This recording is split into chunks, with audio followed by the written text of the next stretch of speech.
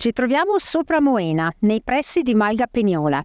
Da qui ci prestiamo a intraprendere un meraviglioso percorso ad anello che ci condurrà attraverso 3 cime: Sas da Champ, Cima da Champ e Cima Toac o del Fontanel. L'intero itinerario copre una distanza approssimativa di 10 km con un dislivello di circa 1000 metri. Qui in località Penia si trova questa piccola chiesetta dedicata a San Giovanni Nepomuceno, risalente al 1732. Questa chiesetta fu costruita dalla famiglia Donei come ringraziamento per lo scampato pericolo in seguito ad un'alluvione.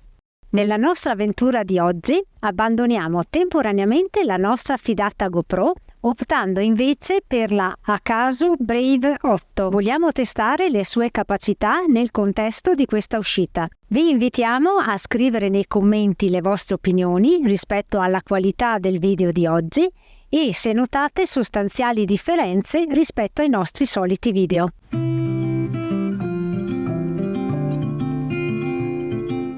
E ora, senza ulteriori indugi, iniziamo a camminare seguendo il sentiero 521 e puntiamo alla prima vetta che è il Sas da Champ.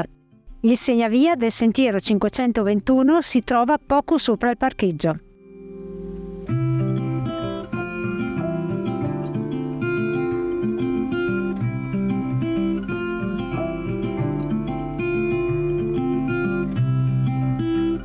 Come potete vedere alle mie spalle sono ancora ben visibili gli effetti della tempesta Vaia, che qui ha colpito molto duramente.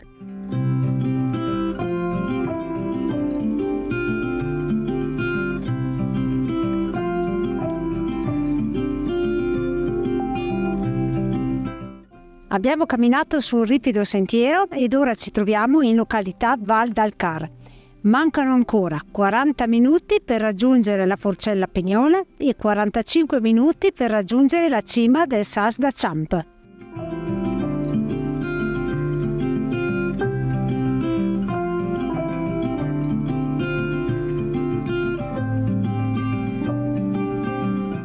Siamo arrivati a Forcella Pignola e adesso saliamo in cima al Sas da Champ.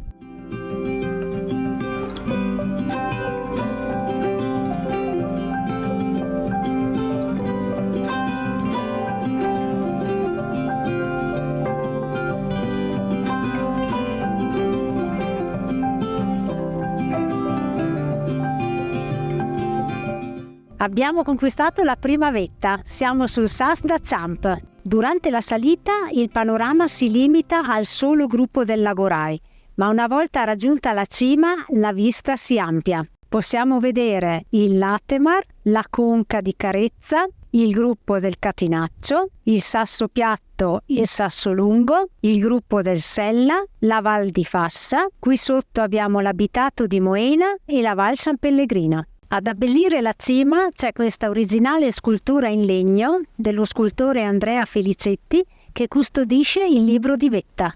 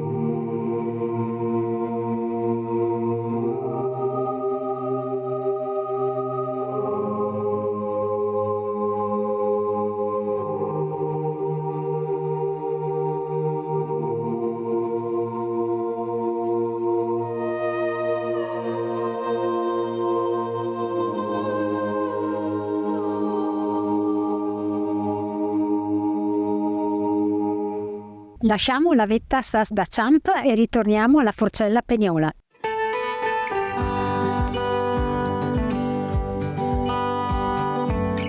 Continuiamo il cammino e andiamo alla seconda cima, Monte da Champ, all'incirca 20 minuti di cammino.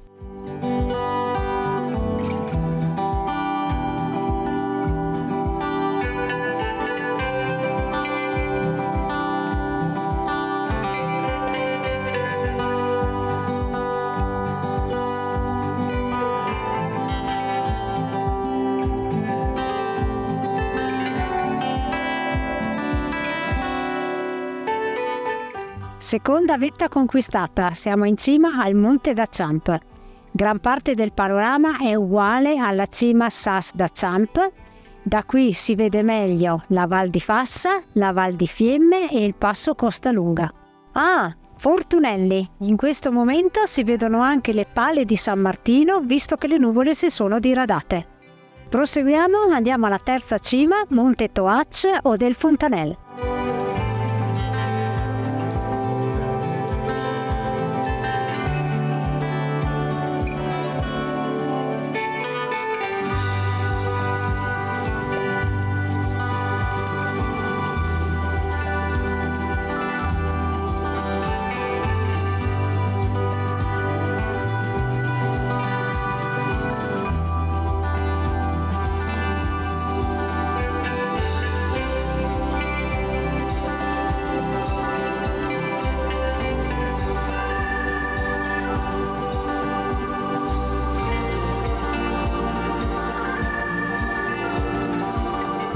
Con quest'ultima breve ma ripida salita al Monte Toac ci siamo guadagnati un buon panino.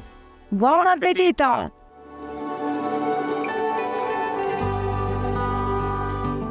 Conquistata anche la terza cima, Monte Toac o del Fontanel, da dove si ha una splendida vista sul gruppo dell'Attemar ed è ben visibile il rifugio Torre di Pisa.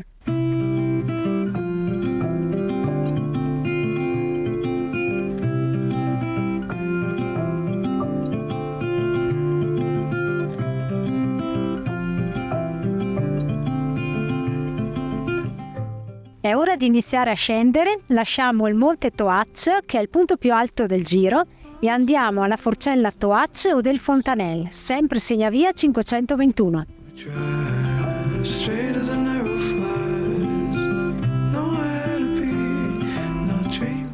Siamo arrivati alla Forcella Toac o del Fontanel, diamo un ultimo sguardo a questi maestosi gruppi dolomitici, poiché adesso scendiamo nella Val Toac seguendo il segnavia 517.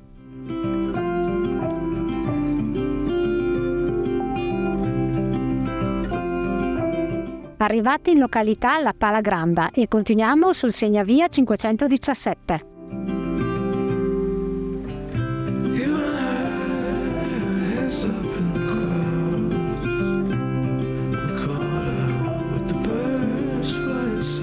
Guardate che sorpresa, sul sentiero abbiamo trovato questo splendido porcino.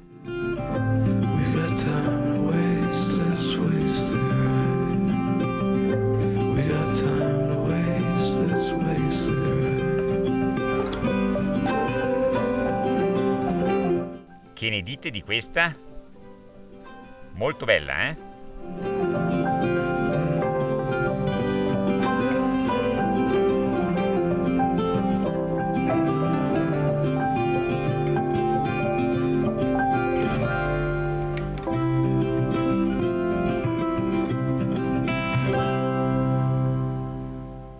Siamo in località Col dalla Paussa.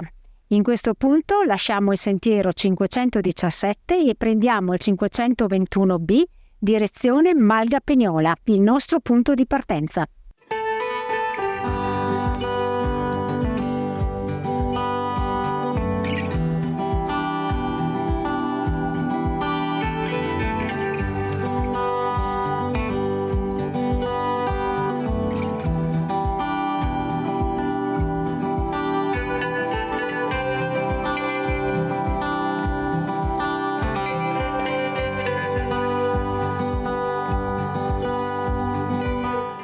Le prime impressioni sulla Casio Brave 8 sono molto positive.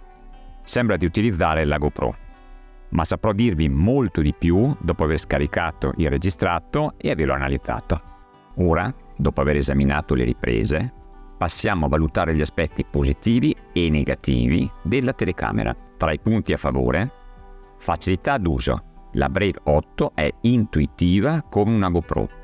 Ricchezza di accessori. La confezione include una varietà di accessori molto utili. Comando remoto incluso. Offre maggiore praticità durante le riprese e un risparmio economico. Prezzo conveniente. Rappresenta un'alternativa economica rispetto ad alcune telecamere concorrenti. Qualità dell'immagine. È buona se in condizioni di luce favorevole. Tuttavia, ci sono anche alcuni aspetti negativi da considerare. Controllo vocale. I comandi indicati nel menu sono errati e spesso poco reattivi. Stabilità. La mancanza di un blocco dell'orizzonte influisce sulla stabilità durante le riprese, quindi si deve stabilizzare le clip in post-produzione, cioè col computer. Volume troppo basso, sia dei beep di funzionamento che delle clip. Case. L'uso del case richiama la sensazione delle GoPro più vecchie, come ad esempio la GoPro 5, dove, per cambiare la batteria, era necessario rimuovere la telecamera dalla custodia. Qualità dell'immagine. In alcune situazioni, ad esempio di forte luce solare e di controluce, la qualità è insufficiente. Anche la fedeltà a colori raggiunge solo la sufficienza. In conclusione, analizzando i pro e i contro, la suggerisco per un uso amatoriale. Siamo ritornati a Malgapignola completamente soddisfatti dell'escursione che abbiamo fatto oggi. Nonostante queste cime siano poco conosciute, offrono panorami eccezionali. Complessivamente l'itinerario non è particolarmente difficile, ma i sentieri sono alquanto ripidi. Dalla Forcella Toac alla località La Pala Granda bisogna fare un po' di attenzione perché il sentiero è poco visibile ed è scarsamente segnato. In questo giro non ci sono punti ristoro né fonti d'acqua. Come sempre vi salutiamo e vi diamo appuntamento alla prossima!